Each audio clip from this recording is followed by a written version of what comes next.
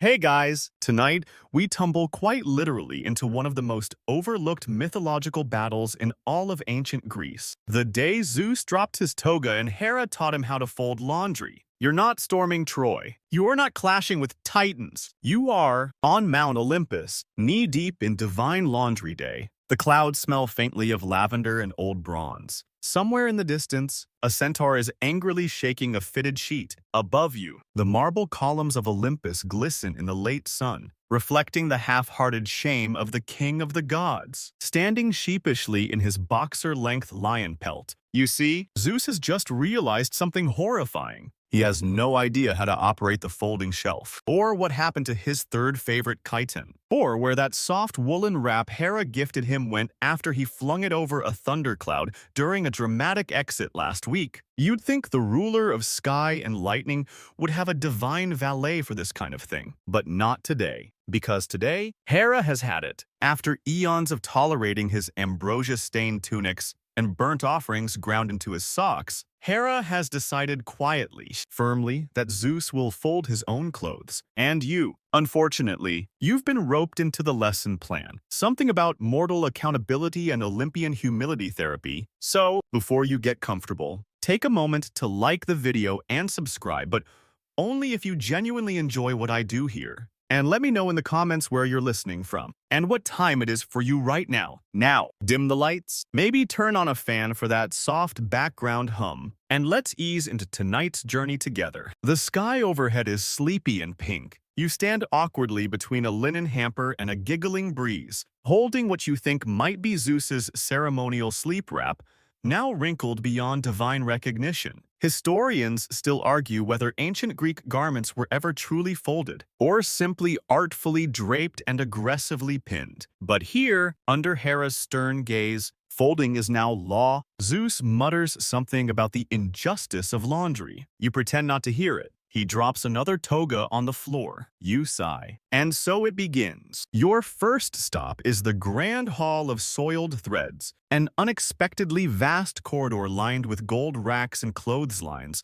that stretch toward Olympus's inner breeze tunnels. The room hums faintly with the scent of fig leaf detergent and generational guilt. Aphrodite's silks flutter from one side like elegant ghosts. Ares's torn tunics are stacked angrily in the corner, all stained with some kind of heroic sap. In one shadowy alcove, Dionysus's entire spring collection is soaking in something suspiciously bubbly and might be fermenting into fashion wine. Fun fringe fact: ancient Greeks didn't use soap the way we think of it. They scrubbed clothes using fine sand, lye, or even crushed figs and ash. Think of it like a skincare routine, but for tunics. Possibly exfoliating. Definitely scratchy. You pick up a chiton. It smells like a combination of sandalwood, battlefield, and old victory speeches. There's a red stain that looks like either wine or blood or both, depending on which gods partied last. You delicately ask Zeus if this one's clean. He looks at it for a moment, then says, "It's emotionally clean, not helpful." You sigh again, louder this time.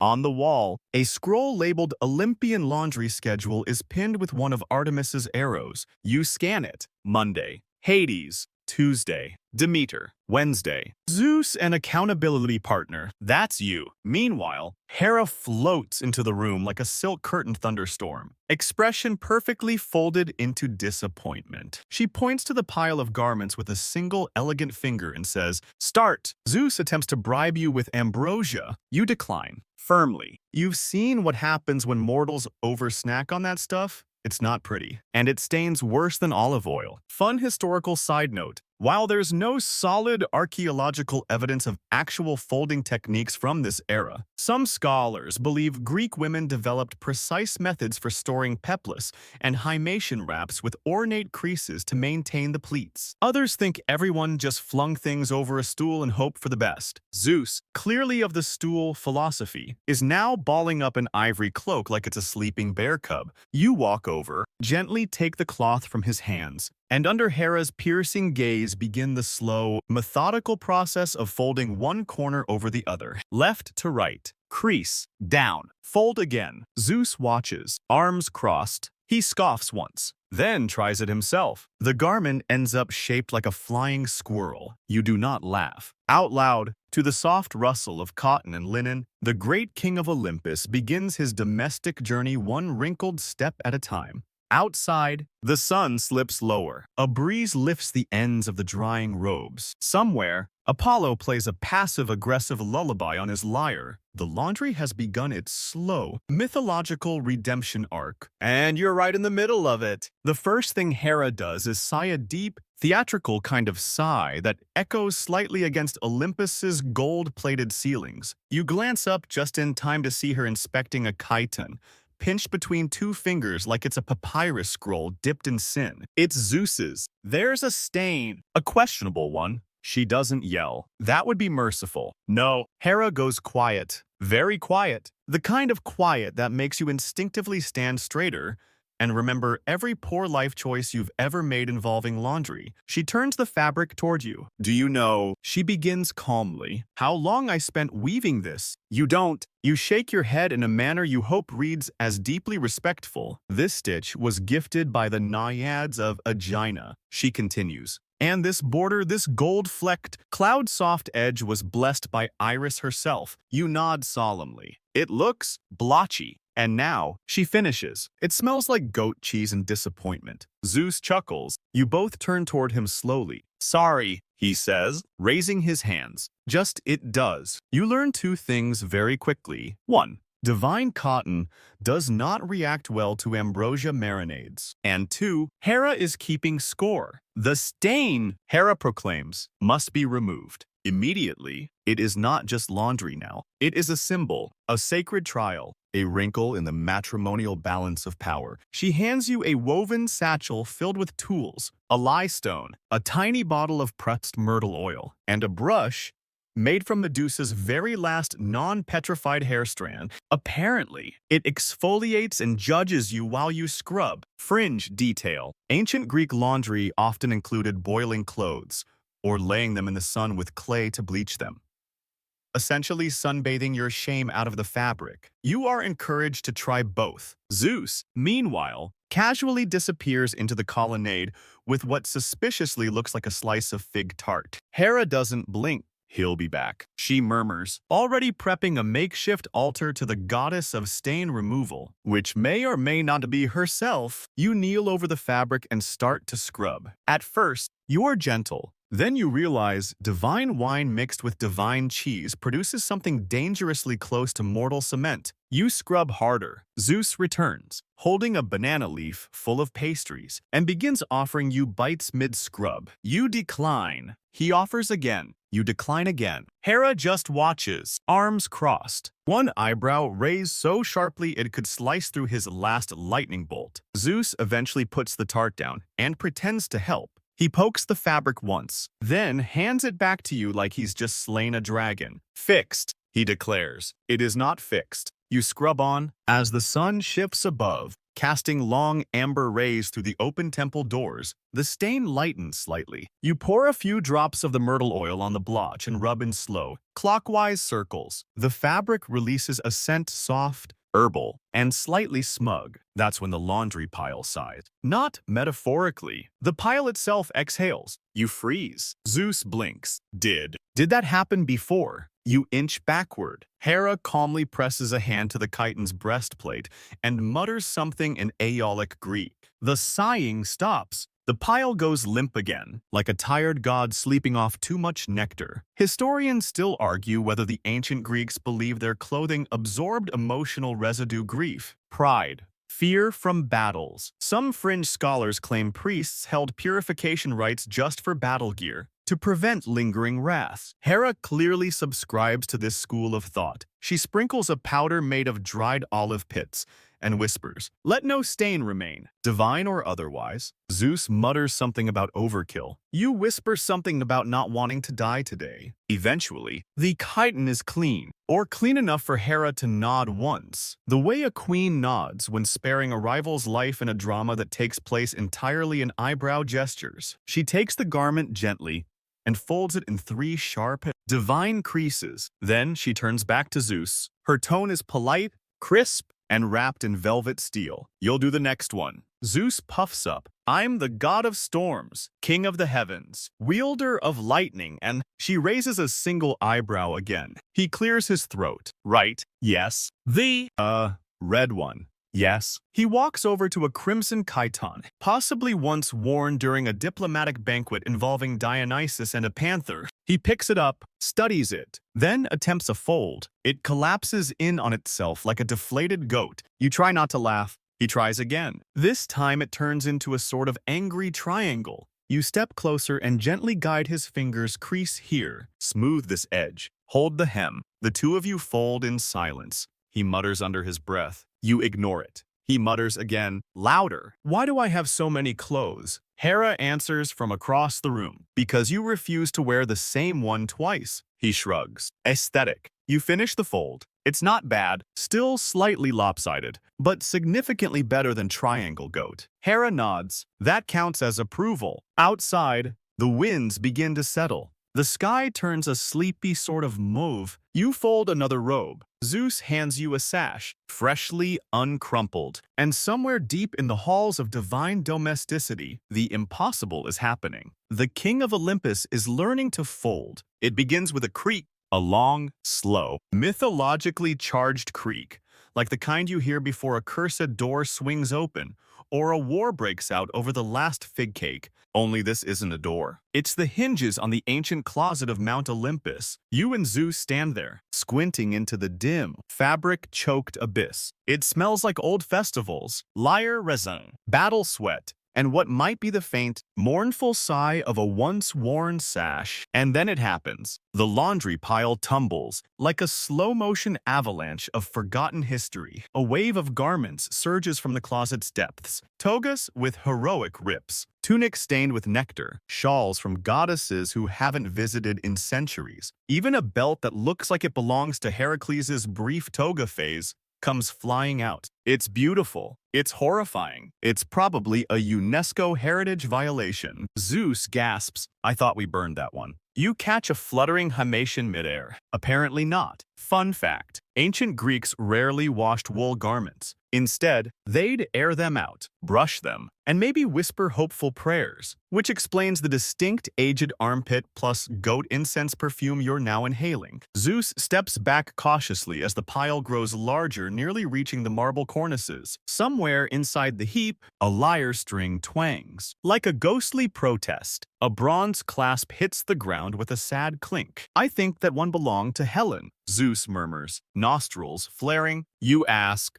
gently, if that means the Helen. He shrugs. Could also be from the other Helen, the one who ran the vineyard. Either way, probably needs a rinse. You nod, still clutching a chiton that smells like sandalwood and low-stakes betrayal. Hera walks in. She freezes. There is a moment, barely a heartbeat, where you can see her soul leave her body. Then she blinks, steps forward, and says, with unshakable calm, we are doing all of it. Zeus lets out a soft, defeated moan. You brace yourself, and so begins the divine sort. Together, the three of you start separating the pile into mortal categories: worn once ceremonial wear, battle-stained garments, unwashed festival silks, and miscellaneous, which, as it turns out, is a large category containing mostly items belonging to Dionysus, and a suspicious amount of leopard print. Hera, armed with a scroll of folding law, begins issuing instructions like a general in a toga. All robes with gold embroidery to the left, linen and peplos to the right. Anything that smells like regret or fermented figs out to the cleansing platform. You drag a faded blue tunic that's crackling with residual lightning. It hisses when you touch it. Don't fold that one yet, Zeus says. It's emotionally unstable. You nod. Somewhere in the pile, a snake slithers out of a sleeve and curls back inside a sandal. You decide not to follow up. Fringe, myth, detail. In some fringe versions of the myths, garments woven by goddesses were rumored to carry traces of their mood during stitching. A happy stitch glowed faintly. An angry one sparked. A jealous one, best not to touch. You find a sash with a tiny thundercloud embroidered into it. It buzzes faintly and smells like arguments. Zeus sees it and sighs. That was during our trial separation. I wore it ironically. You don't ask questions. Time slows. The pile, However, does not. At one point, a chiton folds itself, then unfolds again in protest. You give it a stern look. It behaves. Hera returns with a folding board etched with divine angles. Zeus, she calls, watch, learn, repeat. She folds one robe with a flick of her wrist. It lands perfectly square, with corners sharper than Athena's cheekbones. Zeus tries the same movement. The fabric slips, folds inside out, and somehow becomes a sock. Hera doesn't blink. You quietly fix it while Zeus pretends to study the hemline. Outside, Apollo passes by the colonnade and peeks in. Laundry. He asks, smirking. Zeus growls. Apollo smirks harder. Need me to serenade the stains out? Zeus throws a sandal at him. You realize you've been folding for hours, possibly days. Time feels strange here. There's a pile of golden robes that hasn't been touched since the Peloponnesian War. And you just found a laurel wreath that whispers, help me when you pick it up. Hera declares a short break. Zeus immediately lies down on a stack of folded togas like a defeated bakery customer. You, instead, wander toward the edge of the drying platform. The sun dips lower. The breeze carries the scent of warm linen and just a hint of victory. You exhale. Somewhere behind you, a toga bursts back into flame. Hera calmly snuffs it out with a whisper. It is only day one. You're barely recovered from the last laundry avalanche when Hera summons you with a pointed look and a small basin. Time to scrub. No, not the fun kind of scrub with little wooden paddles and a jaunty folk song in the background. This is ancient Greek laundry scrubbing, which involves your knees, questionable water sources, and a deep respect for fabric that has survived multiple divine tantrums. You're guided to the cleansing portico, a place few mortals ever see. It's perched right on the cloud line, where mist rolls in like spilled milk, and the wind always seems one whisper short of a full chorus. Here, Hera has set up her personal laundry station, a broad stone slab, sunlight warmed and slope angled, with a drain chute that supposedly pours directly into the mortal realm. Probably explains those mysterious olive oil puddles in Athenian courtyards. You dip the hem of a tunic into the basin. The water's cold, not refreshingly cold, just the kind of cold that makes you question your entire afterlife plan. Zeus arrives half-heartedly carrying a pail. It's suspiciously empty. I was going to fill it, he offers weakly. But then I saw a really dramatic cloud. You stare. He adds, it looked like Achilles yelling at a goose. You continue to stare. Hera snatches the pail and hands him a bar of laundry soap, an ancient concoction of lye, sand, and powdered laurel leaf. It smells like moral correction. You get to work. The tunic you're scrubbing has a bronze clasp and a faded embroidery of a bull, probably from one of those sacred cow summoning festivals. It's stiff, possibly sentient. Every time you try to press it flat, it coils like a scroll left too long in the sun. Fringe historical side note. Ancient Greeks didn't have modern soap. They used mixtures of ash, lye, and oil-based pastes. In some regions, the poor used crushed fig leaves as a gentle scrub. It was exfoliating,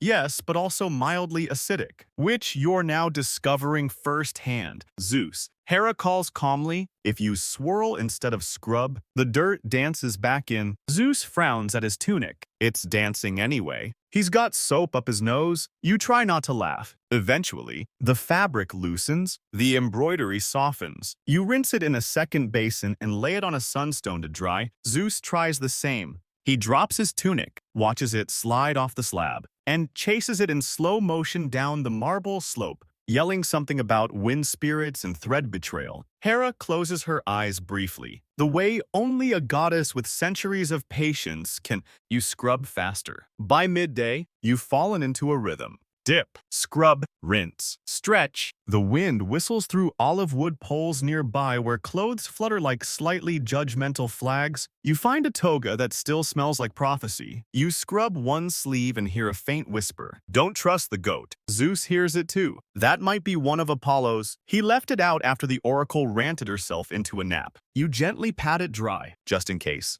You move onto a chiton decorated with gold thread.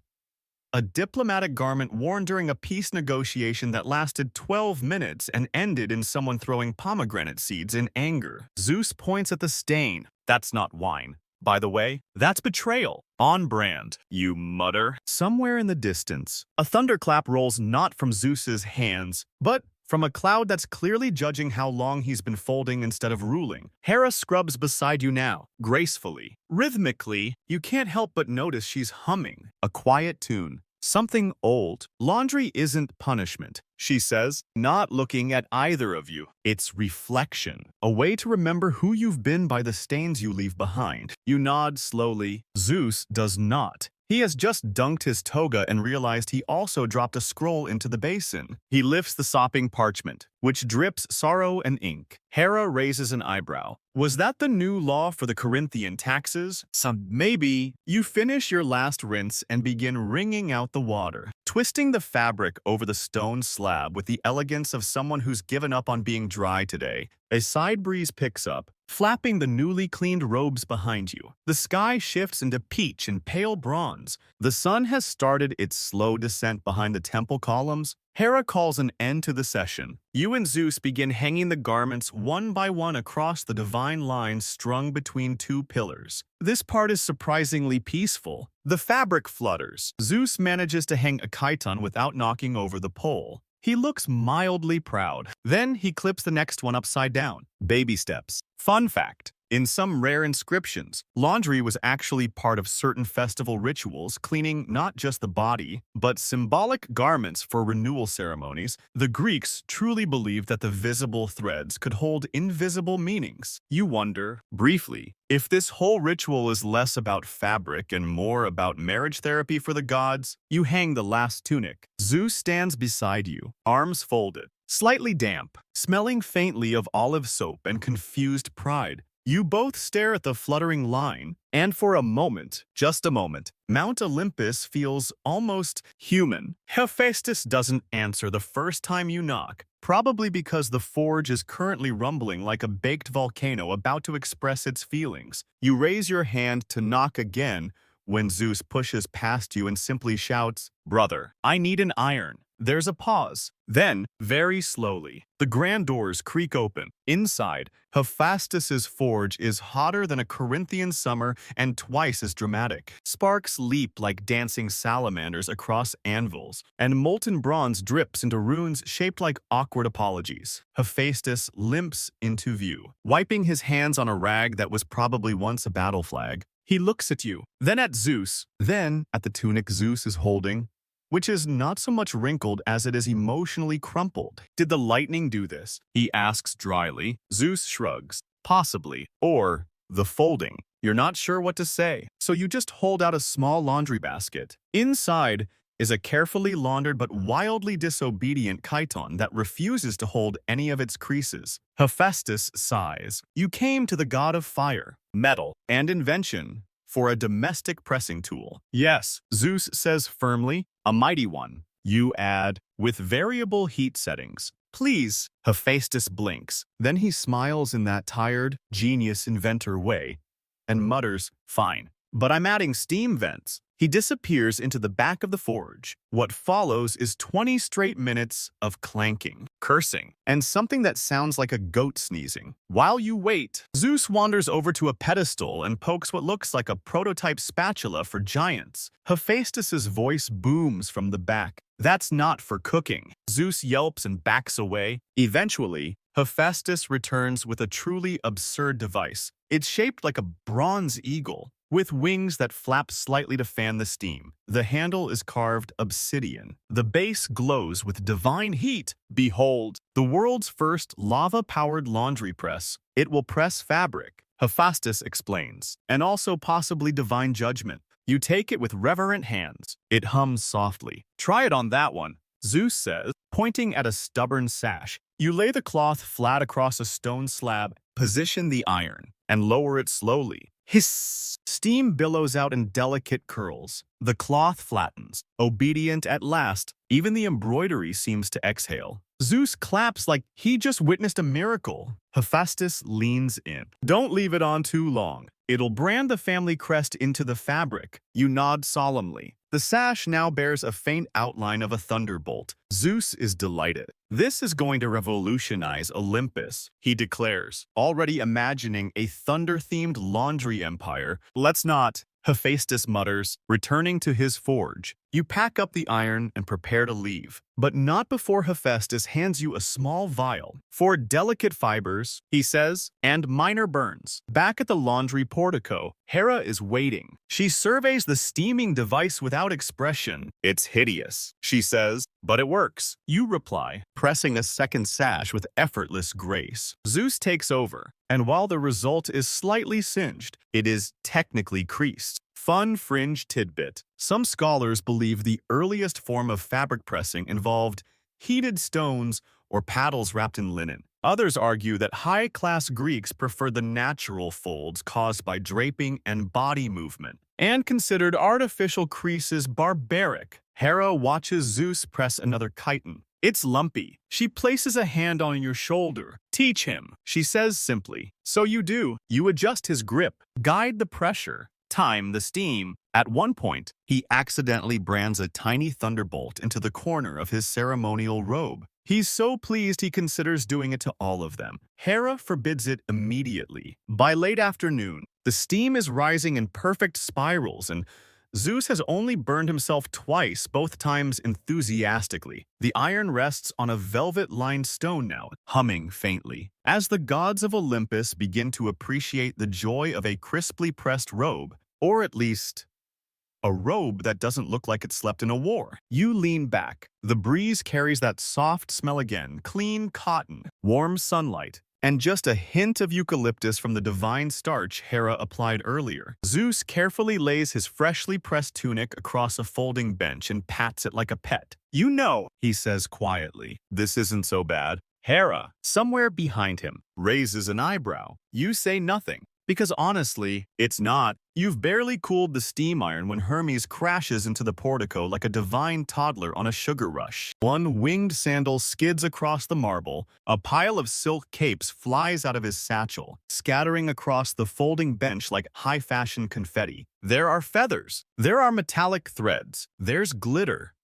How is there glitter? I'm late. He blurts, I thought this was Tuesday. Or next Tuesday. Time's fake. Zeus looks up from his ironing. That's literally your department. Hermes ignores him and dumps the rest of his wardrobe onto the floor. I need everything folded, sorted, perfumed, untangled, and preferably not cursed. Hera pinches the bridge of her nose so hard you're worried her fingers might leave a dent in the divine fabric of reality. Let me guess, she says coolly. You didn't separate your lights and darks. Hermes shrugs, already pulling on a toga that might be Apollo's. What even are colors? You sigh and start sorting. Again, this batch is chaos incarnate. A pale blue chlamys dyed from sea snail ink, very expensive, very prone to bleeding. A silver wrap that hums like it's trying to communicate with satellites. And a crimson cape with golden embroidery, now awkwardly blotched with indigo blotches that look vaguely like Athena's owl, giving you side-eye. Zeus steps forward and lifts one of the stained capes. This was white yesterday. Hermes winces. Oh, yeah. That might have gotten cozy with Dionysus's wine tunic. Or, well, it rained red at the Delphic Games. Long story. Hera gives a slow, deliberate nod. Then she points to you. You know what to do. You sigh again. Time to treat a divine dye bleed. Fun fringe fact. Ancient Greek dyes were notoriously unstable, especially those made from natural materials like berries, snails, or metal-infused muds. While some hues like Tyrian purple were status symbols, they also tended to run when exposed to olive oil, sweat, or the tears of gods who'd been handed a laundry task. You separate out the worst offenders and prep a rinse. Meanwhile, Hermes flits around in the background narrating his most recent deliveries to Sparta, sipping ambrosia, and asking if you've seen his left sandal. You haven't, and you're beginning to suspect it's inside the laundry pile. Then comes the moment. You lift a golden cloak, one with delicate thread, sunburst embroidery, and a tag reading property of Apollo. Do not fold without sunglasses. You hold it to the light. It's half blue now. Hermes gasps, no, not the heliochiton. Apollo's he's going to play an elegy in a minor key and ruin brunch. You glare at him. He shrinks slightly. Okay. But you can fix it, right? You glance at Hera. She nods slowly and reaches into a jar labeled Crisis, textiles only. Inside are dried pomegranate peels, lemon balm oil, and a brush made from unicorn tail hair. You are suddenly both terrified and impressed. Zeus leans over and whispers, "That brush smells like anxiety." You begin the ritual. First, a vinegar soak, then a sun bleach chant, Hera mutters under her breath, accompanied by a light fanning from Zeus, who's finally found something he can do without setting anything on fire. You scrub, you rinse, you dab, you whisper apologies to the cloth, you press, and miraculously it works. The cloak begins to brighten, the colors separating gently like gossip from a chorus of nymphs. Hermes claps. "You're a genius. I owe you one." You narrow your eyes. "Just one." He blinks. "Okay, 5. And 1 goat." You're too tired to ask about the goat. Hera turns to Hermes. Now, busy refolding a scarf he insists once saved Athens from an accidental frost. "Next time," she says, "sort your garments by dye, age, and curse level. If it glows, don't mix it." Hermes nods solemnly. "That's fair." You look over the sorted pile. The colors are separated now, reds to one side, blues folded carefully, whites drying with a layer of chalk dust to keep them crisp. Zeus picks up a pale chlamys and tries to fold it solo. It becomes a triangle again. You help him straighten the hem, then hand him Hermes' wing cape. He hesitates. "Do I fold it with the wings in or out?" You smile faintly. "In, or it flaps." He frowns. It flaps. As if on cue, the cape unfurls and knocks over the entire jar of divine starch. Hermes groans. "Not again." You close your eyes. This is your life now. Historians still debate whether gods ever truly did household chores. Some believe these stories were symbolic, meant to show even immortals could be humbled by domestic tasks. Others think the myths were simply metaphors for cosmic order. Folding laundry as folding the very fabric of fate. Right now, though, the only fate you care about is getting through this next load without a magical wardrobe revolt. You fold the last tunic. Hermes kisses you on the forehead and zips out of Olympus, probably forgetting half of what he came for. The portico falls quiet again. Zeus looks at you, towel draped across his shoulder, and says, "So, what happens if you press something cursed?" You pause, then quietly start looking for that left sandal. It starts with a scent, not the usual lavender, fig,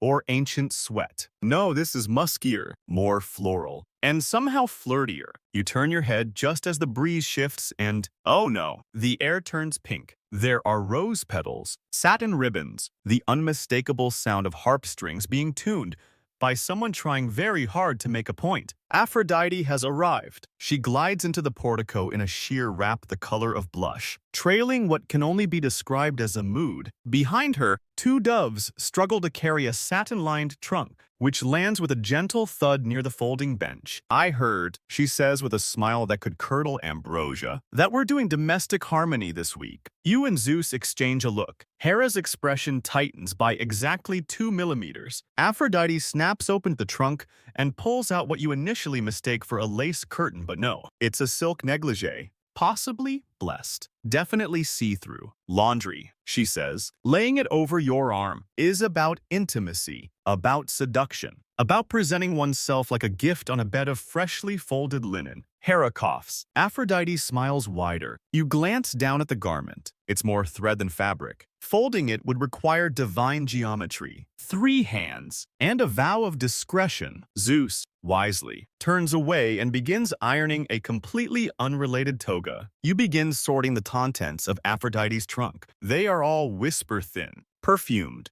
and embroidered with things like desire, victory, and oops. There's even a toga labeled "for affairs only," which flutters dramatically when touched. "Do I wash these?" "Normally." You ask hesitantly. Aphrodite gasps. "Heavens, no. These are washed in moonlight, with rose water and the tears of poets." You pause. "You have those bottled?" She winks. "Of course." You find yourself with a bowl of rose water, a brush made of hair from a nymph who cried during a tragic love story, and a nervous hand trying not to tear something that might disintegrate under scrutiny. Fun historical note. While most ancient Greek garments were utilitarian, high-ranking women did possess luxury fabrics, silks imported from the East, delicately dyed with rare plants, and stored with perfumed oils to ward off insects and bad vibes. You dip the first piece into the rose water. Its size. Not you. The garment. Its size. You blink. Aphrodite nods sagely. That one remembers Paris. Zeus makes a noise like he's been physically injured. You scrub gently. The silk ripples under your fingers. The floral scent intensifies. Somewhere, a lyre plays a romantic trill and then, disturbingly, a sensual minor chord. You're not sure whether to keep scrubbing or dim the lights. Hera walks past, muttering something about narcissism in a toga. You lay the delicate pieces flat to dry on a bed of warmed rose petals Aphrodite insists is crucial for emotional softness. Zeus tries to help by using the steam iron, but Aphrodite lunges in slow motion and yells, "No heat." Zeus retreats. You press lightly with your hands instead, smoothing out the silk as if whispering secrets into its folds. The fabric shimmers. Coy and obedient. Fringe theory. Some fringe historians believe Aphrodite's garments were enchanted to change color based on the wearer's mood. One tale even tells of a cloak that turned crimson during a tryst and refused to return to white for decades. You hang a nightgown embroidered with golden bees. It hums faintly. You choose not to ask why. Aphrodite circles the drying line, inspecting each item like a curator at a museum of scandal. "I approve," she says. "Though next time I'd like some embroidery in the front, not just the back." You nod, carefully not turning anything over. At this moment, Hermes zips by again, still missing a sandal. Now, inexplicably wearing what looks like Ares's helmet. He pauses midair. "Oh, is this?" Aphrodite raises an eyebrow. Hermes zips away. Zeus leans against a column and mutters, "I preferred the battle tunics. At least they didn't flirt." You fold the final piece, a sheer wrap so light it tries to float, and tuck it carefully into a lavender-lined box. Aphrodite takes it, kisses the lid, and whispers, "Good laundry is the true foundation of attraction." Hera rolls her eyes. Zeus mutters something about laundry-based seduction being dangerous territory. And you start rinsing out the rose petals, half expecting them to giggle. The portico returns to calm. The breeze picks up. The silks dry in the low gold of late afternoon light. Aphrodite, satisfied, vanishes in a puff of gardenia-scented wind, leaving behind only a trail of glitter and ambiguous feelings. You look around. One of her nightgowns has disappeared. You decide not to ask. It starts as a simple mistake, a misplaced sock, or so you think. You find it halfway under the marble bench, tucked like a shameful scroll. It's small, woolen, striped with navy blue and faded red. At first glance, entirely unremarkable until you notice the embroidery stitched along the ankle in tiny, precise Greek letters. Theseus. You hold it up. Zeus frowns. Hera tilts her head. Somewhere in the wind, the faint echo of a minotaur's snort drifts past. "Impossible," says Zeus. "He didn't wear socks. Everyone wears socks." Hera replies. "When they think no one's watching." You squint at the sock again. It feels ancient, stubborn, worn down in the heel and possibly cursed. You turn it inside out and find a tag you can't read, mostly because it's been chewed. That's when the debate begins. You casually ask if there's a second sock. Zeus shakes his head. "There never is. That's the point." Hera crosses her arms. "But if there's only one, is it still Theseus's sock? Or has it become something else?" You freeze. Are we about to have a philosophical argument about laundry? They both nod. And just like that, you're caught in what philosophers now refer to with great reverence and a touch of fear as the sock of Theseus paradox. Zeus gestures grandly. If you replace one hole in the sock, it's still the same sock. But if you replace all the holes, is it the same sock or a new one? Or, gods forbid, a borrowed one? Hera counters. If it remembers the shape of his foot, it remembers the man. Zeus scoffs. You can't measure memory in cotton. Hera glares. And you can't fold. This is getting serious. You quietly place the sock back on the bench and step away, as if it might trigger a domestic myth spiral. Fun historical footnote. The ship of Theseus is an actual ancient philosophical thought experiment. If you replace every piece of a ship, Is it still the same ship? The Greeks debated this for centuries, rarely applying it to footwear until now. Zeus sits down, looking troubled. I wore Theseus's sandals once, he mutters, as a joke. That explains the attitude. Hera says, you sigh and reach for the sock again. It has begun unraveling slightly, just enough to suggest it may no longer be Theseus's sock, but merely a sock inspired by Theseus. Suddenly, Hermes zips in. Is that the legendary sock? You stare at him. What? He grins. I left it here on purpose. Wanted to see what would happen. You created a paradox. On purpose. I was bored. Hera picks up the sock and folds it. One swift, elegant movement. It becomes a tidy little square, impossibly small, utterly stable. Now, she says, it is a folded sock. Not Theseus's, not yours. Just a sock. Zeus frowns. But if you unfolded it again, don't. You interrupt. Please, don't unfold the sock. You spend the next hour sorting a few other strange items, a belt labeled for labyrinth use only, a woolen cap that mutters in its sleep, and a single sandal that insists it's left-footed, no matter which way you turn it. And then, like clockwork, the sock is gone, vanished. No wind, no thief, no magic burst, just missing. You stare at the bench. Zeus leans down and whispers, maybe it was never real. You whisper back, maybe none of this is real. Hera, without looking up from a neatly folded towel, mutters, it's real. I'm tired. That feels oddly comforting. You fold the last of the pile, a modest chiton, slightly singed, slightly poetic. The kind of cloth that's seen too much and still carries itself with grace. The bench is clean, the basket empty, and though you've somehow triggered an ontological debate over a sock, everything feels settled. Well, for now, you make a mental note. If you ever find another lone sock in Olympus, burn it or frame it. Just don't ask questions, because some laundry isn't meant to be sorted.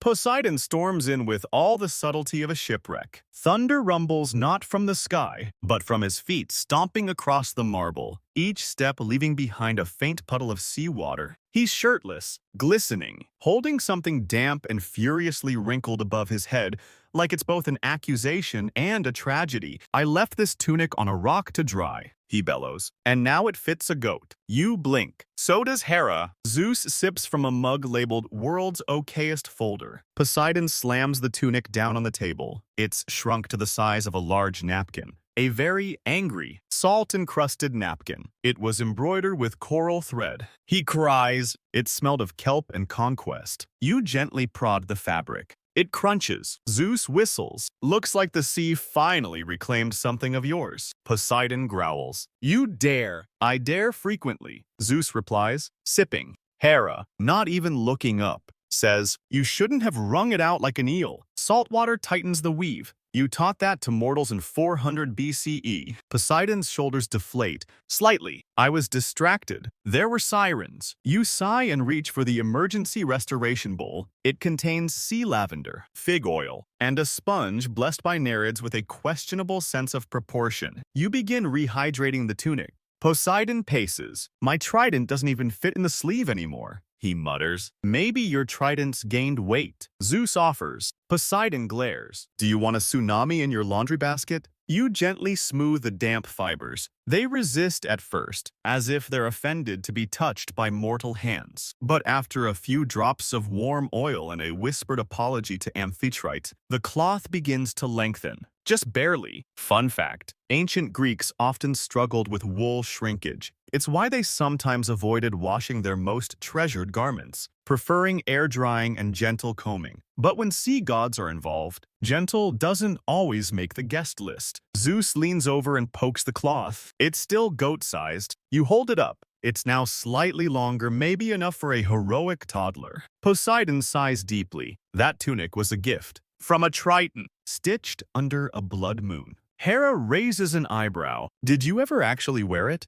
Only on feast days. You fold the corner back, revealing a tiny fishbone caught in the hem. You pluck it out and set it aside. It starts to hum. You casually bury it under a towel. Zeus picks up a different robe and sniffs it. Who's been using my laurel-scented starch? That's my starch. Hera snaps. Yours smells like ego. Poseidon glares. At least yours exists. The ocean provides. You fold the half-recovered tunic and hand it back to Poseidon. He frowns at it like it betrayed him personally. I suppose, he mutters, I'll wear something else to the Undersea Council. You could try not wearing anything. Zeus suggests. They'd call it a power move. You interrupt before Poseidon can respond with his trident. We could soak it again. You offer gently and reshape it on a mannequin. Poseidon grunts. Do you have a sea god-sized mannequin? Hera smiles thinly. I have a sea god-sized attitude. Will that do? Poseidon mumbles something about returning to the Aegean and retreats down the corridor. Tunic balled under one arm, barefoot and trailing seawater. A few barnacles fall off as he walks. You glance at the puddles. One begins to bubble ominously. Zeus steps around it.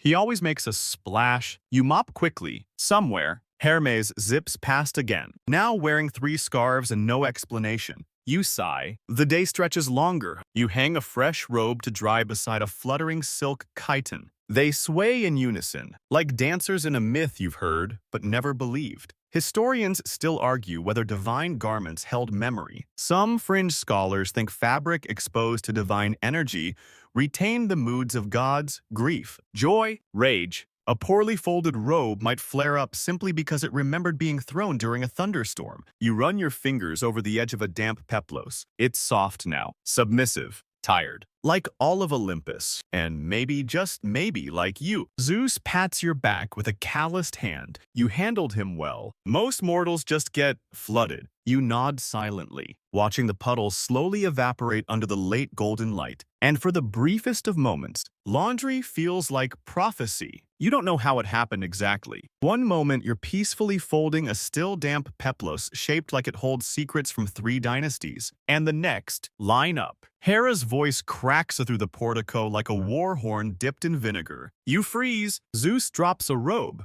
A nearby tunic flinches. I said line up. You blink twice, then turn slowly. Hera stands with her arms crossed, eyes sharp, foot tapping with military precision. Behind her, a row of perfectly stacked linen squares sits on a marble bench pristine, aligned, terrifying. Zeus raises a hand like a confused student. Wait, are we in trouble? You're in folding boot camp, she declares, stepping forward. Too many wrinkles, too much casual chaos. We are restoring order to this mount. A silence falls. Somewhere, a chiton wilts. Then Hera throws a towel onto the ground. Fold. Now, Zeus hesitates. That's not a request. He crouches. You crouch too. And just like that, folding becomes battle. Hera paces behind you like a general inspecting troops. Crease sharp, corners aligned. Symmetry is divinity. Zeus mutters under his breath, I'm the king of the gods. You're the king of crooked corners. Hera snaps without looking. You gently fold a peplos. Left side first, then the right. Tuck, flatten. It comes out clean sleepy. Even like something that wants to be placed in a cedar-lined drawer and forgotten for 200 years. Hera peers over your shoulder. Acceptable. You exhale with relief. Zeus folds his towel into a triangle. Hera walks over, lifts it delicately, and watches as it collapses like a sad souffle. She says nothing. Zeus folds again. This time it's square-ish. She stares at it, then at him. He folds again. It becomes a rhombus. Why is it angry? Hera asks flatly. Zeus sighs and flings the towel onto the bench, where it unravels like a dramatic side character. Hera doesn't blink. You will fold, she says, until your thumbs understand what your ego never will. You stifle a smile. Fun historical aside. Some surviving Greek household records from the 5th century BCE mention the training of domestic workers in fabric care, particularly folding and scenting garments for seasonal storage. It was considered a form of discipline, of order. The clean fold was a moral act. Zeus folds again, this time with you coaching him. Pin the corner, flatten, rotate. Now fold inward. He follows. The towel emerges. Square, not perfect, but undeniably square. Hera pauses, looks at it. Improvement. Zeus beams, and then you're both handed new garments. Dozens, togas, hymations, silk sashes with slippery tendencies and moods of their own. This, Hera says, is the advanced tier. You begin folding with renewed focus. Your fingers find rhythm. The fabric responds. Zeus curses occasionally, but manages to tame a particularly rebellious chlamys that once belonged to Athena and allegedly rejected men who folded it wrong. You fold through the afternoon. Hera brings out the specialty folds next. The messenger wrap, the oracle fold, the festival spiral, impossibly showy, wildly unnecessary, and prone to collapsing if looked at too directly. You attempt it once, twice. By the third time, it holds. You step back. Hera inspects the garment. Then she nods. Once, that's it. That's your promotion. Zeus, meanwhile, is now talking to his towel like it's a wayward lightning bolt. You will obey me. It does not. He folds it anyway. You both step back from the folding bench. Behind you, a neat stack of freshly creased garments glows faintly in the golden light of late day. Hera surveys the rows. She breathes in deeply. Better, she murmurs. Much better. You feel it too. The quiet satisfaction of aligned corners, the peace of a flat hem, the thrill of symmetry. Zeus looks over the bench. This is weirdly satisfying. Hera smirks. Welcome to the real power. There's a long silence. Then, somewhere across the portico, a single folded peplos slowly unfurls and flops over like a tired dog. Hera sighs. Hephaestus folded that one. You nod knowingly. Not everyone's cut out for folding boot camp, but you're thriving. You probably should have known better. When Hades himself offered to help speed things along, you should have asked more questions, like, how exactly? Or maybe, will this involve flames? But no, you were tired. You were 3 folds deep into a fabric spiral that refused to obey gravity. And when the god of the underworld appeared with a smirk and a promise of a revolutionary tumble cycle, you just nodded. And now you're standing in front of an obsidian archway carved into the edge of Olympus's western courtyard, staring at what is unmistakably a portal into the underworld laundry room. It smells faintly of sulfur and burnt fig. Zeus stands beside you holding a laundry basket. Are we gonna die? He whispers. Hades materializes behind you both with 0 footsteps and 1 smug smile. Not if you don't overload the dryer. You step inside. The underworld laundry chamber is shockingly organized. Eternal fire lines the walls, heating massive stone drums that rotate slowly, groaning like bored titans. Chains hang from the ceiling. Shadows flit across the corners. A 3-headed dog named Spot is curled on a pile of scorched pillowcases. He wags one tail. Hades gestures with pride. Welcome to the after-spin cycle. You blink. You named it. Branding matters, he says. Zeus looks at the machines with suspicion. Do they, stop? Eventually, Hades replies, far too cheerfully. You unload a trial basket, just towels, nothing enchanted. Hades slides the drum door shut, mutters an incantation in a dialect that sounds like sandpaper against bone, and snaps his fingers. Whoosh! The dryer spins and screams softly. You look at Zeus. Did that towel shriek? Only a little, he says. Fun fringe fact. Though the Greeks didn't have actual drying machines, some wealthy homes did sun-dry fabrics on specially curved stones warmed in braziers. One dubious inscription even describes a drying basin of fire that scholars now believe was either poetic metaphor or something very much like this. The cycle ends. The machine hisses. You open the drum. The towels are warm, folded themselves, and faintly glowing. You're impressed. Zeus claps. Finally, a shortcut that works. Then you try garments. Hera's ceremonial robe goes in next. Hades grins. This one may require the spin of judgment. You hesitate, but in it goes. The fire roars. The chamber darkens. One of Spot's heads starts singing a lullaby in Phrygian scale. The dryer stops. You reach in. The robe emerges different. Crisp. Yes, pressed. Perfect. But the embroidery now includes a line of text that wasn't there before. A cryptic phrase, even gods must fold their regrets. Zeus stares at it. Hades shrugs. The machines get philosophical. Side effect of being powered by souls. You decide to switch back to manual folding for a bit. Still, the afterspin has its appeal. You process a dozen lesser-used garments. Ares' sweatband collection, Dionysus's cloak of ambiguous intentions, even a few items you're pretty sure belong to forgotten muses. Each comes out clean, perfectly dry, slightly haunted. Hera arrives just in time to see Zeus attempting to toss in one of her undertogas. She stops him with a look so sharp, the flames themselves seem to freeze for a beat. Manual only. She says, Zeus wilts. Hades pats you on the shoulder. Anytime you want to borrow the cycle, just bring figs, the withered ones. You gather the baskets, your now immaculate laundry, and what's left of your mortal dignity. As you step back through the obsidian gate, Spot winks. All three heads, outside, the sun feels too soft. Too real. You're grateful, Zeus whispers. What if the robe starts talking later? You don't answer. You hang it delicately across the line, letting it catch the wind. It flutters, sighs, then goes still. You decide not to mention the faint sound of whispering that continues for the next hour. Because some laundry doesn't just hold static, some laundry remembers. You probably should have noticed the glint in Zeus's eye. It's the same one he gets before launching a thunderbolt, declaring a feast no one asked for, or apparently designing his very own God-powered laundry innovation. It starts when he stares at the steam iron, still humming faintly on the bench. Then he whispers, "What if we made it faster?" You pause mid-fold. Faster. He nods, eyes wide. I mean, we've got lightning. We've got divine airflow. We've got Hermes' old wind socks. Why not build the first fully automated thunder-powered dryer? You glance toward the obsidian gate to Hades. Didn't we just survive a haunted tumble cycle? He waves you off. That was hell energy. This is me energy. It's safe. Probably, Hera appears out of nowhere. As she does, if this thing fries my embroidered napkins again, I will fold you into a pillowcase. Zeus grins. You'll thank me. It'll be the Tesla of linen care. He claps his hands, lightning crackles, and just like that, the air buzzes with potential disaster. You watch as he drags over a pile of bronze rods, a wind harp,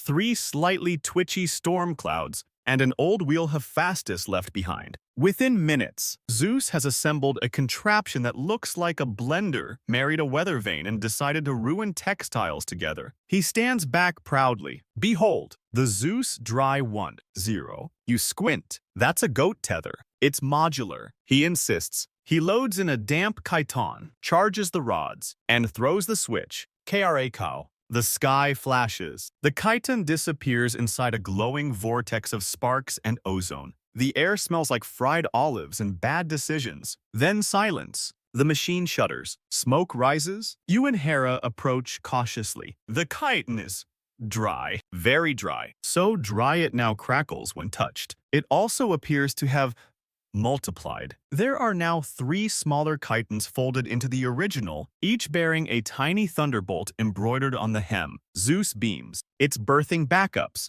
Hera groans. You've overcooked it. Fun historical note. While ancient Greeks didn't have dryers, they did use elaborate pulley systems for hanging garments, often with ceramic weights. And according to one possibly exaggerated fragment, a priest once tried drying cloaks with a harness of stormbirds. He was never seen again. You try loading a simple towel. The machine hums, buzzes, and explodes in a puff of golden steam. When it clears, the towel has become a toga. Zeus nods. That's an upgrade. Hera puts her hand over her eyes. The third test folding a festival robe results in a series of electrical pops, a brief hymn sung by the clouds, and the robe emerging completely dry, but now capable of levitation. You stare as it hovers beside the rack, turning slowly. Do we hang it? Let it be, Zeus whispers. It's become something else now. You take a break. The Zeus Dry is pushed to the edge of the portico, where it hums quietly and sparks every so often like it's trying to join a choir. Hera sits beside you on a stone bench, sipping from a clay cup. He never learned to just fold things quietly. You nod. Zeus is now trying to train the robe to return to its drawer. You turn to Hera. Why do you let him try these things? She shrugs. Because sometimes it works, and sometimes. She gestures to the floating robe now wearing Zeus's laurel crown. We get something to laugh about for 300 years. Suddenly, Thunder rumbles. The Zeus dry sparks violently, hiccups, and finally collapses in a dignified heap of bronze, steam, and regret. Zeus sighs, back to the iron. You stand, stretch, and gather a new basket. This time just basic linens. You lay one out, smooth the corners, fold in a neat triangle, and stack it. No sparks, no echoes, no hover, just a fold. Clean, final, satisfying. Zeus watches quietly. Maybe you're right, he says. Maybe folding's the real power after all. Hera smirks. Took you 3 centuries and a robe uprising. Zeus shrugs. Worth it. You smile faintly and keep folding. Somewhere behind you, the floating robe gently bumps into a pillar and sighs. By now, you've clean, folded, pressed, and spiritually negotiated with nearly every type of garment on Olympus. You've learned which robes hum, which chiton sulk, and how to politely refuse when a piece of divine underwear asks to be hand-washed in moonlight. So when Hera hands you a scroll and says, "You're going down to the mortal markets," you think she's joking. She is not. You blink. For more starch. For stain remedies, she replies, real ones, not enchanted beetle wax or Poseidon's kelp vinegar nonsense.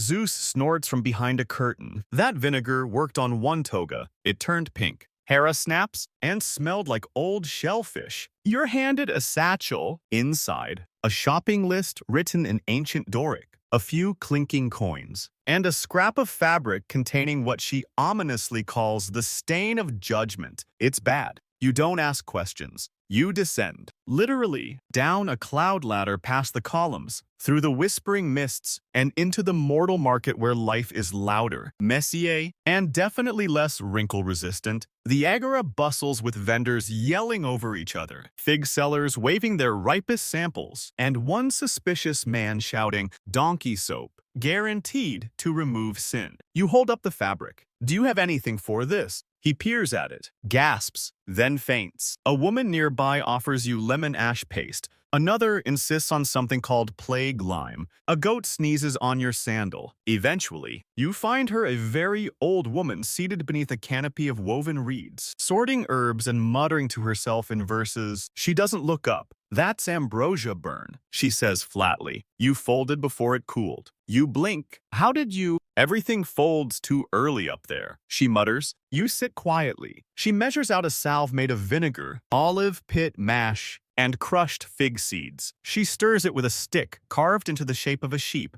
that looks very disappointed in you. Apply gently. Speak to the stain. Use only moonlight to rinse. You take the jar and the fig seeds. "Guilt," she says. They help it let go. You thank her. On your way back, a group of philosophers are arguing about whether folding a chiton destroys its soul. You avoid them. Fun historical note. Ancient Greeks used a surprising number of natural agents to remove stains: pumice for oils, vinegar for wine, and ash for pretty much everything else. Some wealthier households even employed stain removers full-time. Usually older women with suspiciously good memories and sharper tongues than Athena. You return to Olympus before sunset. The stain is still there, slightly mocking, possibly whispering. You apply the salve. Gently, you whisper to it. Nothing dramatic. Just, "It's okay. We all make mistakes." Then you rinse it in moonlight, and it lifts. The fabric exhales. No sparks, no curses, just clean. Zeus peeks over your shoulder. It's gone. You nod. He pokes the fabric. I didn't even smell fish this time. Hera takes it without a word and folds it precisely, like you just unlocked a secret passage to her approval. She doesn't say thank you, but she doesn't have to. Her nod is enough. You hang the robe. It gleams faintly in the moonlight, pale, weightless, honest. Later, Hera hands you a pouch of fig seeds. "For the next one," she says. Zeus mutters, "Hope it's not my undertunic again." You chuckle. You return the salve jar to the bench. And from now on, you swear you'll never fold before something cools. It's almost quiet. Almost. You're folding a final stack of guest towels, simple, cottony, unambitious when the clouds above Olympus shift ever so slightly. A hush, a pause in the breeze, the kind of silence that only ever happens right before something deeply dramatic. Then, without warning, a trumpet blares. A very loud, unnecessarily shiny trumpet. Zeus jolts, knocking over a pile of napkins. Hera looks up from sorting sachets of cedar, and Hermes crashes in, mid-flip, yelling, "Stop the folding." There's a war about to start. You freeze mid-crease. Behind him trails a scroll, unraveling itself as it slaps across pillars and a few unfortunate towels. He lands, breathless, proud. "It's Ares," he says. He's mad because someone borrowed his blood-stained cape and used it to mop up nectar. He's assembling the army. Zeus raises an eyebrow. "That does sound like Ares." Hermes points to you. "Also, he blames you, says he smelled your fig detergent on the fabric." You blink. "I only did whites yesterday," Hera mutters. Of course, he starts a war over laundry. You prepare for battle. But not with swords, with folding. You march out with a basket of pre-cleaned peace cloaks, 2 sachets of calming olive dust, and the backup iron. Hera joins you, armed with the official "Do not start a war yet" diplomatic chiton, woven with golden thread and emotional neutrality. You reach the assembly hall just as Ares begins his speech. He's standing atop a column, shirtless, cape shredded, sword gleaming. Behind him are 2 confused hoplites and a goat in armor. "They mocked my garment," he roars. "They soiled the sacred threads." You raise your hand. "They were covered in entrails." He glares. "Decorative entrails." Hera steps forward and very gently lays the clean, freshly folded cape across the column base. It flutters softly. "It smells incredible." Ares stops mid-shout, sniffs. "Is that bay leaf?" You nod. He picks up the cape, holds it up to the light. The stains are gone, the tears mended. There's even a reinforced seam where the shoulder always tore during rage flexes. Ares blinks. Silence. Then he nods, slowly, almost sheepishly. "Respect." He mutters. The hoplites clap politely. The goat sneezes. Zeus leans toward you. "You just prevented a war with laundry." You shrug. "But it's true." Fun fact. There is actually a reference in a fragmentary Greek play where a war was delayed due to ceremonial garb being stuck in the wash. Historians debate its truth, but the comedy troupes of Athens loved folding humor almost as much as Zeus loved thunder-based exits. You load up the unused armor polish, hand Ares a coupon for free divine mending one time only, and make your way back to the portico. Hermes zips alongside you. "That was amazing." You smile. "Laundry diplomacy." He salutes you with a sock. By the time you reach Olympus's folding bench, the sun has dipped low. Hera is calmly pressing the last towel with the steam iron. Zeus is asleep against a pile of robes, one hand still resting on a folded sash. You fold the final guest towel. It fits neatly. A corner of peace, laid down like a treaty. Because sometimes, wars aren't stopped with swords or speeches. Sometimes, they're stopped with starch. The final basket waits. It's quiet now. Not the hush before chaos kind of quiet, but the true, deep exhale of Olympus kind. The wind is soft. The clouds hang lazy and golden. Even the floating robe, yes, it's still circling.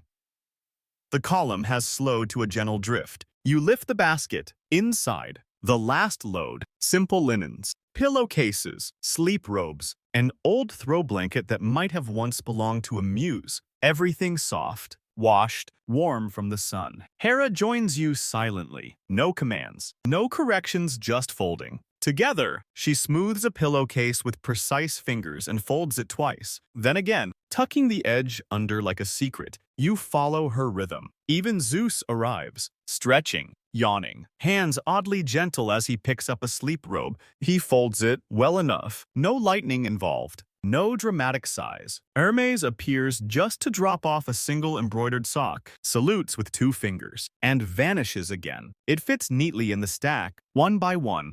The fabrics surrender. Crisp corners. Clean creases. That perfect resistance in the fabric as it folds, not stiff, not limp, but just right. You exhale. No trumpets. No paradoxes. No scorch marks. Just folding. Fun historical note. There's evidence ancient Greeks laid their folded garments beneath their pillows as a form of protection. Some claimed that a well-folded robe invited peaceful dreams. Others believed the fabric held memory, and by sleeping near it, they'd wake with ancient clarity. You believe it now. The throw blanket comes last. It's heavier, frayed at the edges. It smells faintly of rosemary and something older like nostalgia.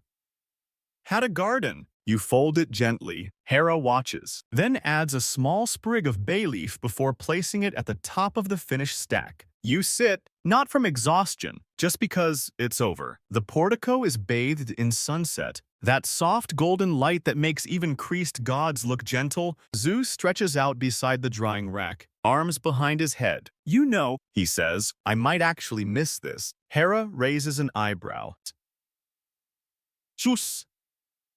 In a philosophical way, he adds quickly, she smirks. You smile. There is, finally, nothing left to fold. The sky fades to dusk. Stars blink lazily into existence. The clouds settle like thick blankets over the slopes of Olympus. And somewhere far below, the mortal world turns quietly in its sleep, unaware that a great cosmic cycle has concluded, not with thunder or war, but with a final, humble crease. You sit back against the column now, the final garment tucked into its drawer, the last whisper of starch fading into the air. The stones beneath you are warm, still holding on to the day's heat, and the quiet folds of the breeze move through the laundry lines like a lullaby. Everything is still. The robe that used to float, it now rests peacefully over the bench, as if it finally gave up its drama and decided to nap. You feel your breath soften.